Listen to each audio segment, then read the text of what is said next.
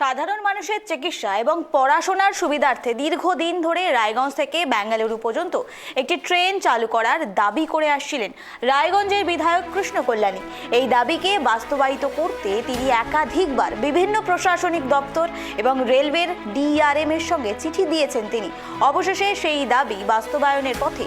Rail দপ্তর সূত্রে জানা গিয়েছে খুব শীঘ্রই চালু হতে চলেছে রাধিকাপুর বেঙ্গালুরু এক্সপ্রেস। ট্রেনটি বারসই, মালদা টাউন, রামপুর হাট হয়ে বেঙ্গালুরু পৌঁছাবে। ট্রেনটিতে মোট 22টি কোচ থাকবে, যার মধ্যে 2টি এসি এবং 3টি এসি। দেখুন,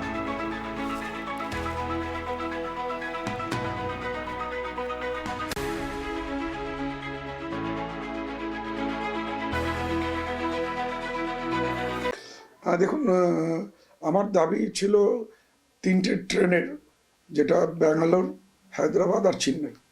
তার মধ্যে থেকে একটি ট্রেন যেটা আছে সেটা ব্যাঙ্গালোর, রাধিকাপুর ব্যাঙ্গালোর, সেটা চালু হচ্ছে।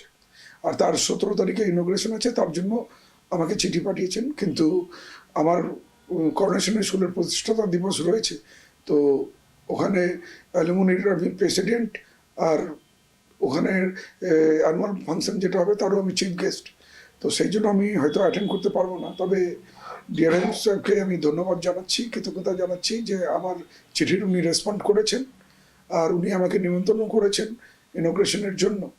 কিন্তু আমার আপনাদের মাধ্যম দিয়ে আমার দাবি ওনার কাছে আমি জানাতে চাই যে আমাদের চেন্নাই আর হায়দ্রাবাদের ট্রেন অবিলম্বে যাতে চালু হোক। আর এটা যেটা সপ্তাহে 1 দিন হয়েছে ব্যাঙ্গালোরে, সেটা যাতে সপ্তাহে 7 দিনই হোক। আর ভাবেন দিল্লিগামী ট্রেন, যেটা আগে সপ্তাহে 7 দিন চলতো, এখন 1 দিন চলে, সেটাও যাতে সপ্তাহে 7 দিন হোক।